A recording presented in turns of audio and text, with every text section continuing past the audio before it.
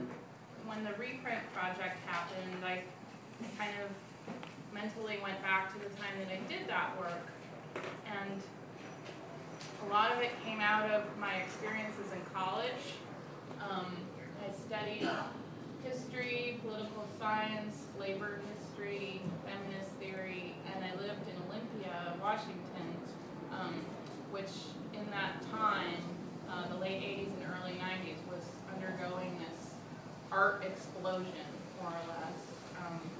A lot of bands were forming. People started writing zines. There was this record label called K Records that was really influential, and it was just, everybody was starting projects, and nobody really cared whether they knew how to do what they were starting, they just did it. And it was really infectious. And so I thought when this book came out, I kind of wanted to talk about that, and it made me think of my friend Nikki, because Nikki and I were both going to Evergreen at the same time, and we kind of weren't really artists so much when we were in college, but somehow turned into artists after graduating from college. And I realized that I had never really asked Nikki or really knew how she made that transition, because I moved to Seattle and she stayed in Olympia. But at that time, right after we graduated, was when the whole Riot Grrrl explosion happened. And I had always felt a little shy about, when people would ask me, oh, you were in Olympia, were you a Riot Grrrl? And I always felt kind of shy about it. I didn't know how to talk about it because I was aware of it and I knew the women who kind of started it, but I had already left when it really kind of coalesced into a movement, or when it started getting attention. But now that I'm in my early 40s, when I look back on it, I realized that what got me started doing comics is pretty much the same kind of cultural moment and influences that created Riot Grrrl. Do I feel a lot more comfortable saying, yeah, I was a Riot Grrrl. I didn't go to meetings, but I was concerned with what they were concerned with, and I was influenced by what they were influenced by, and aesthetically we had a lot in common.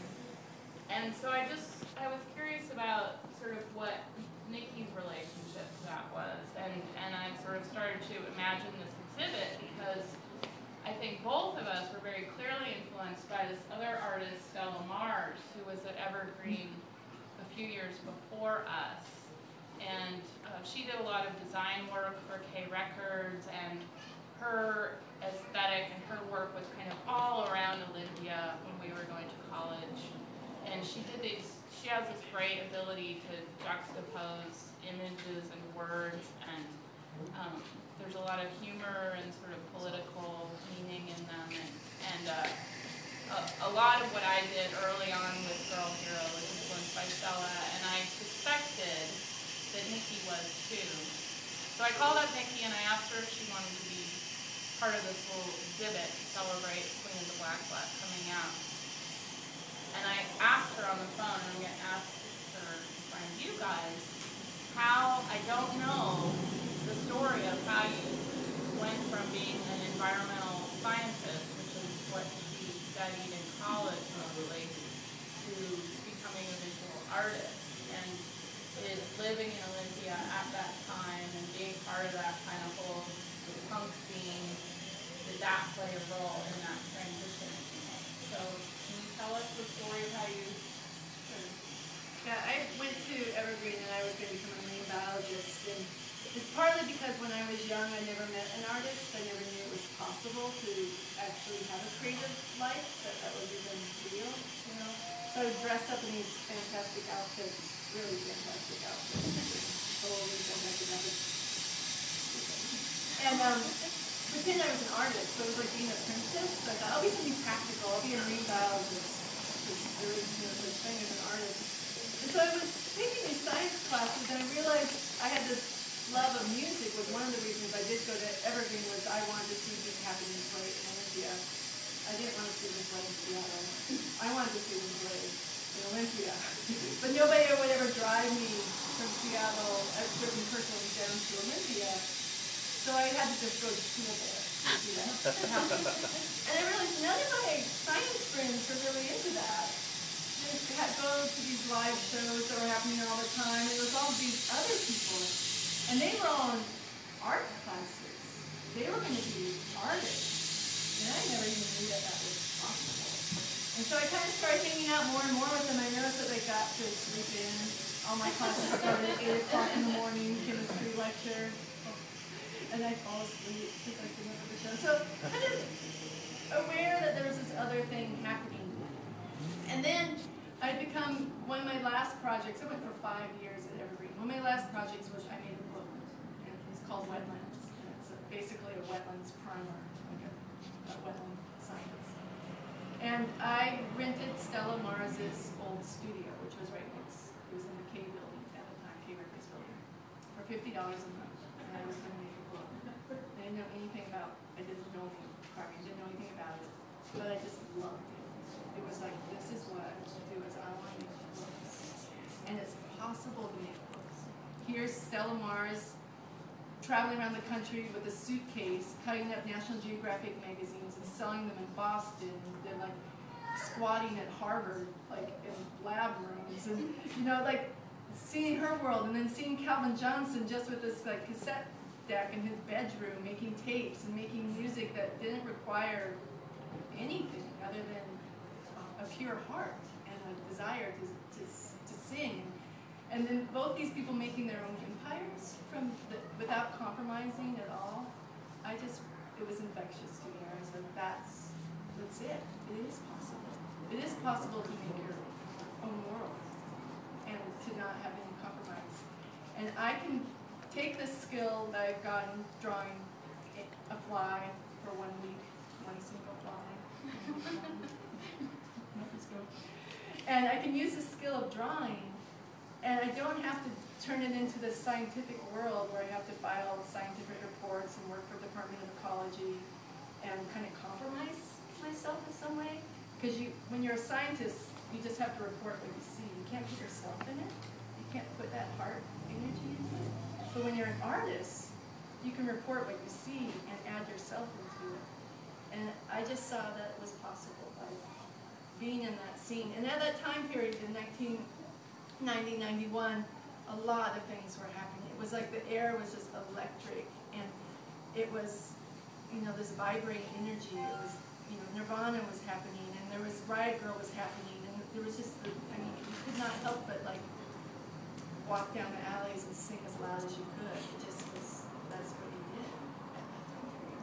And so then the art kind of came out from that, because it was just, here was a way to express what I saw needed to happen in the world, and not have to be a scientist about it, but be an artist based on what I was seeing. Yeah. And one of the things I remember about that time was way down at Evergreen State College, if you ever go there, down in the basement of the library, or like the main floor, in this kind of dark corridor there was this row of photographs, and they were Megan's photographs. And she had taken these pictures. It was for Your Early Girl Hero. And there were these photos that were kind of like 6 $6 million man kind of thing. Robot. Robot girls. Cyborg. Robot cyborg girls. Photographs. It just blew my mind that you could like take something that's real and change it and make your own reality, your own idea, your own story. And that really affected me. So I was really happy when she did ask me to come and talk about that time period, because that time period, that's one of the visual images I have, is that, like, that happened. Someone made cyborg girl, like, and then that turned into like the whole Boeing factory world, like, oh, it's great. It spoke to me. It's wow, this role. So thank you. So that's why I came here, because of that.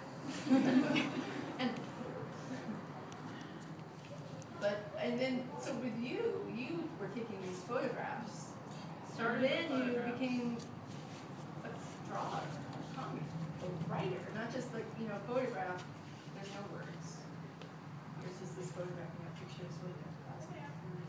So now then you morphed into becoming a writer Yeah. as well.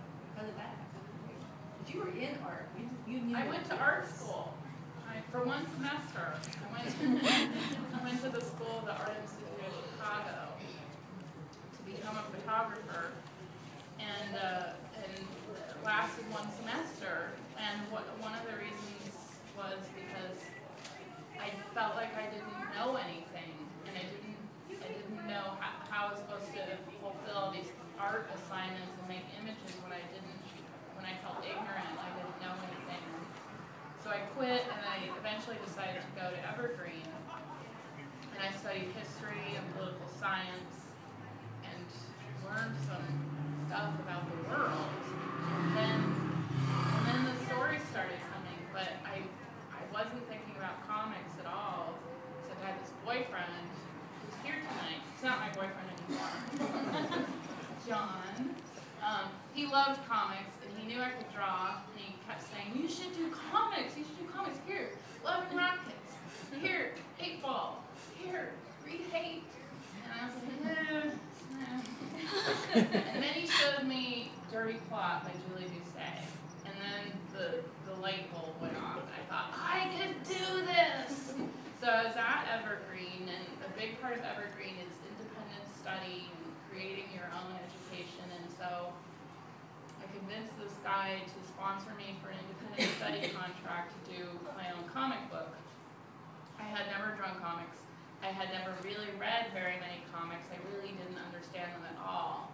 But I had this story about these sort of girls who turn themselves into cyborg robots. And it was very informed by all the feminist theory I was studying, and in the 80s, like all the academic thought was all around the body and the transformation of the body and all that stuff. But I was terrified to draw, so I decided to start with photographs, because that was how I was comfortable making images at that point. So the plan all along was to do the comic, and the photos were like the first draft, and that's what Nikki saw in the library.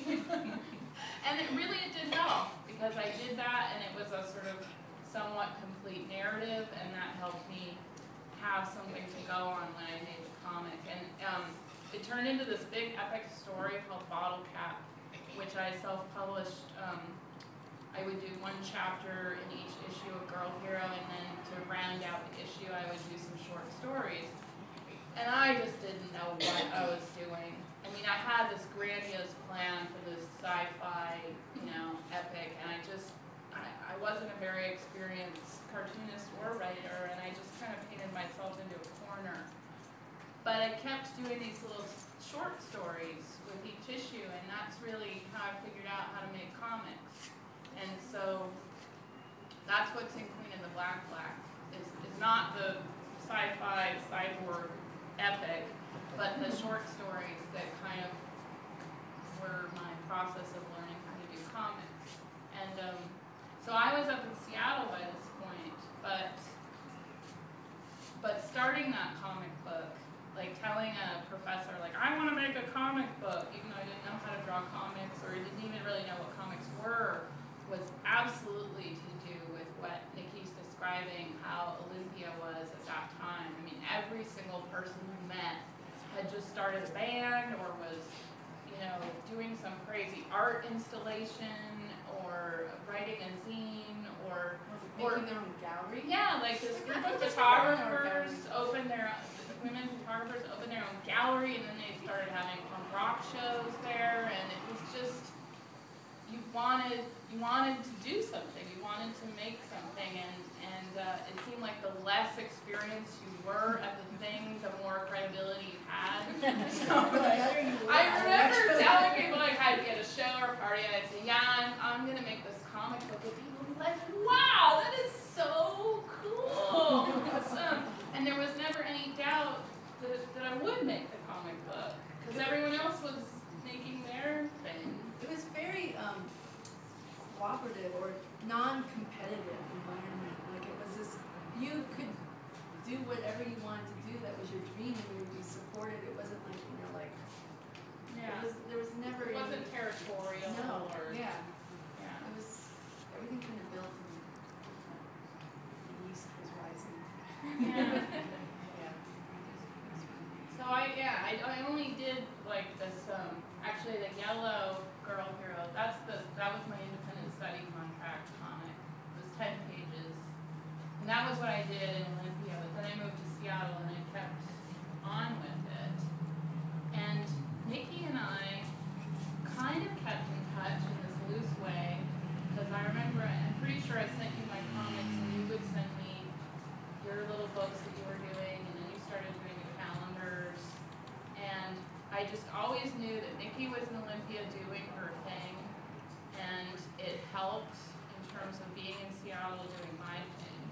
And doing it, self-publishing is, you know, it can be kind of a lonely undertaking. But it's interesting because then I moved to New York years later, and my Aunt Terry, who lives in Olympia, would send me Nikki's calendar every year for Christmas. Every year I would get the Nikki calendar. And the natural imagery, and just the stuff that I knew where it was from. I mean, I knew it was from your life and from Olympia and the Northwest, and I was always really homesick the whole time I lived in New York. And your just careful observation really inspired me in a lot of ways, I think, when I was doing Artichoke Tales, because I was working on this graphic novel called Artichoke Tales at the time, and there's a lot of landscape and nature and trees, and I absolutely think that there's a direct connection there for me. It's funny because now, like, the way that when you work like that, like, I work with much more immediate than a comic book artist does. My work is pretty much, I just kind of focus at like 2 weeks on a picture and then move on. But you're like 10 years for Artichoke Tales. So it's interesting to hear that you were looking at my work 10 years, because when I finally got Artichoke Tales, it influenced my work, like, immediately, you know, like, so it's funny. Yeah. Yeah. And it's one of my son's favorite books is Artichoke Tales too, by the way. So you should all get them. So, I don't know. I feel like that's pretty much what I wanted to talk about. But, you know, does anybody have any questions or want to ask Nikki anything? Or Were your photographs ever reproduced anyplace? no. In fact, Nikki said, "Why didn't you bring one for the show?" And I said, "Well, they're like not in my comics stack." Earlier life, probably Yeah, I don't know. Didn't you use one in one of those too?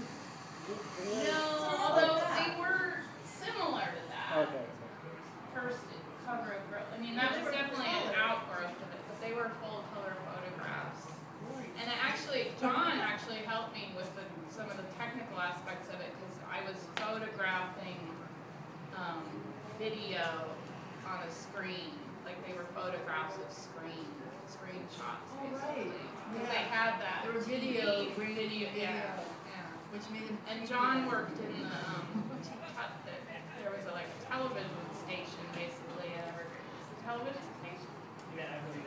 Yeah, he worked there, so he had access to all that video equipment.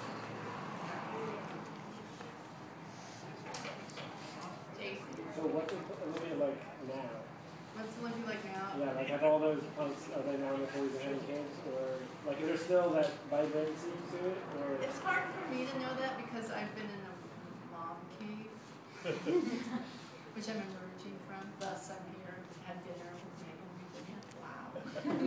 Wow. So, but there has been a strong, I call it the cultural exodus from Olympia to Portland. It has sucked a lot of energy from our town. So there's this whole kind of range, like the 30 to 40-year-olds all just sort of disappeared. Because they could find jobs that were creative jobs. They could find cute mates, and they could eat lots of really good food other than Thai food. So, you know, I don't really blame them, but there was a huge thing. But there's still a vitality. There's an all-ages place called the Northern that does a lot of really great activities, like shows, and then they also have workshop space and art shows, and K Records does a monthly meal for homeless youth where Calvin like spins records and makes food for them. My mother-in-law bakes brownies for it. I mean, so there is a sense of something, and it's been really, the nice part about it is there's a whole class of business owners that are my peers now, and that has really transformed like just the commerce and of the community.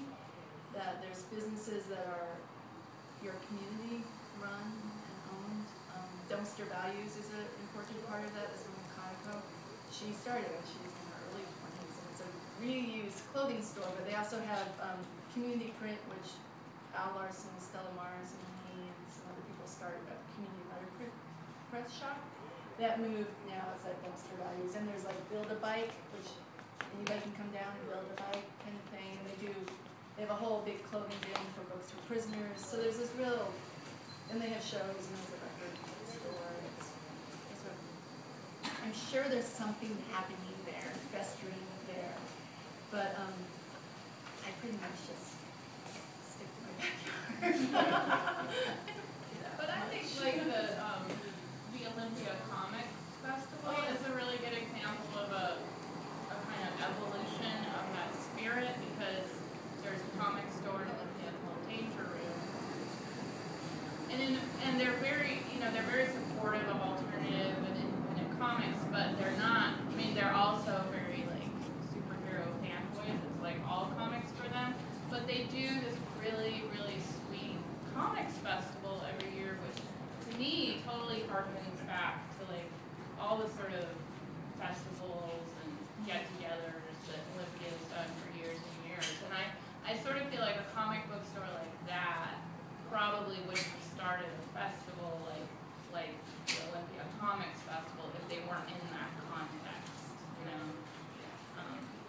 And I think that, yeah, I mean, I only see Olympia kind of, I go visit my aunt and uncle there, or I go to the Danger Room sometimes, but it seems like because of the college, and because enough people kind of stayed and created these institutions, that spirit, it's like matured, but it's theirs now. There's still a constant, you know, there's the influx. It's a nice-sized college town for that, where you get this influx of young blood, energy, that, you know, and that want to stay up all night and do things. And so that happens, but it seems like now it's going to stay. I was up on Queen Anne today, the 5 spot. It says Portlandia, and there's like birds all over inside. Like it's like even the 5 spots adopted the Portlandia. It's like whoa. But yeah. Speaking of Portland, I'm going to have a 15-year retrospective of my work, starting with my very first paper cut ever, which is part of the Apple series, which was a wordless story book that I made. 15 panels. I don't know how you comic book artists do it. I set out 15 little regular panels. But there's going to be a 15-year retrospective in the Museum of Contemporary Craft, and it opens August 18th and runs through October 30th. Yes, Portland. Portland. So everybody from the left will be doing it. Any more questions? Okay, well, thanks so much for listening, and thanks for coming.